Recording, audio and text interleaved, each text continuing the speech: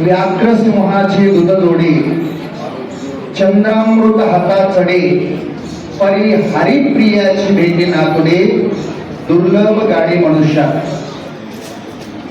आजच्या काळामध्ये आपल्याला महाराज खूप पाहता येतात. पोटासाठी संत झाले कलित बहुत आईशे पोट भरी संत तया कैसा भगवंत.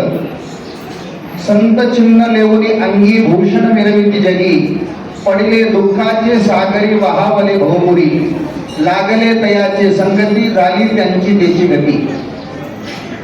संत आणि महाराज यामध्ये खूप मोठा अंतर आहे. संत हे जगाचं काम करीत असतात आणि महाराज आपल्या घराचं काम करीत असतात. महाराज हे आपल्या घराचं काम करीत असतात आणि संत हे जगाचं काम करीत असतात. म्हणून जगाच्या कल्याणात संतांच्या निवृत्ती. देह कष्टनिधी घरासाठी नाही परोपकारासाठी. घरासाठी देह खर्चवणारे महाराज आणि समाजासाठी देह खर्चवणारे ते संत आहेत. आणि म्हणून संत शिरोमणी नरहरी महाराजांच्या जयंतीच्या निमित्ताने मी एकच बोलू इच्छितो. पहिल्यांदा आपल्याला संतोष शाणे यांनी थोडक्यात माहिती दिलेली आहे. बरेच काही संत मंडळी आपल्या या समाजामध्ये झालेले आहेत. आता त्यांचे नाव वगैरे सांगण्यासाठी आपल्याकडे वेळ शिल्लक नाही. एकंदरीत सांगायचं म्हणजे महाराज 1810 मध्ये चेन्नईच्या हायकोर्टानं आपल्या समाजाला ब्राह्मणासारखी पूजा करण्याचा अधिकार दिलेला आहे. चेन्नईच्या कोर्टाने 1810 मध्ये, म्हणजे समाज काही लहान नाही, पण कसं आहे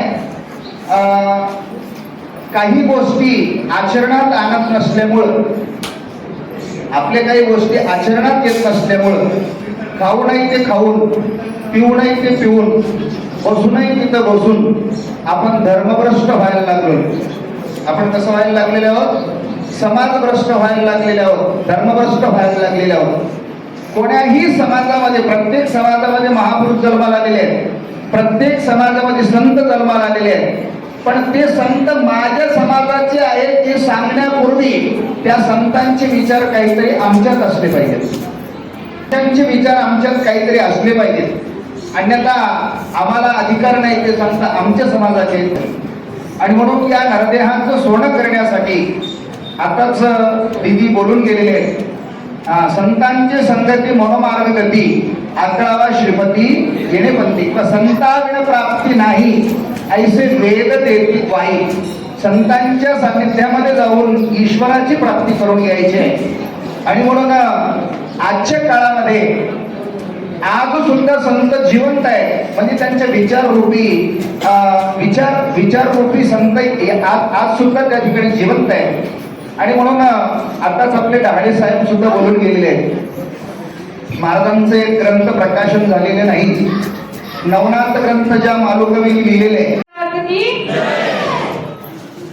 जयंती मंगला काली भद्रकाली कपालिनी दुर्गा क्षमा शिवा धात्री स्वाहा स्वधा नमः. मंचवरती विराजमान असणारे साधू महंत यांच्या चरणावरती साष्टांग दंडवत करा. आणि उपस्थित समाज बांधव आणि भगिनी, तसेच कार्यक्रमात उपस्थित असणारे सगळे प्रमुख अतिथी यांनाही प्रणाम. आज आपण नरहरी महाराज यांच्या जयंतीनिमित्त एकत्र झालो आहोत. तर तुलसीदास सांगतात की विनु संत विवेक न होई राम कृपा विनु सुलभ न होत.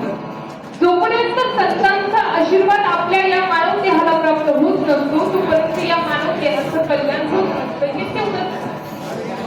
म्हणून आपण संतांच्या शरणांमध्ये गेलं पाहिजे. संतांचा सहवास हा प्रत्येक मनुष्याला व्हायलाच हवा. कारण संत खूप सांगतात एक घडी आधी मे पुण्यात तुझी संत साधूची हरे कोटी असतात. कुठंतरी मुक्त होण्याची प्राप्ती होतं, कुठंतरी त्याला साक्षात्कार भगवंताचं घडत असतो. म्हणून संतांची शरणागती ही नेहमी मनुष्याने केली पाहिजे. आणि आज तो योगायोग जुळून आलाय. खरं तर बाबाजी बोलल्यानंतर मला बोलायचा अधिकार नाही, कारण मोठे बोलल्यानंतर लहानांनी कधीच बोलायचं नसतं.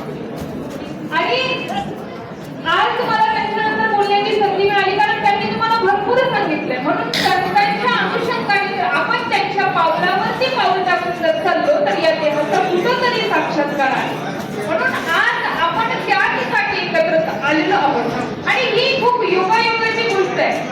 नरहरी महाराजांचा आशीर्वाद आहे, परंतु आज आपल्याला सगळ्या या संत मंडळीचाही आशीर्वाद लाभलेला आहे.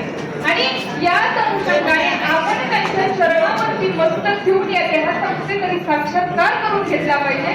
एवढंच मी सांगणार, कारण वेळाचा अभाव आहे, वेळ खूप कमी आहे. बाकीची संत मंडळी बोलणार आहे, म्हणून मी माझ्या वाणीला पूर्ण करणार.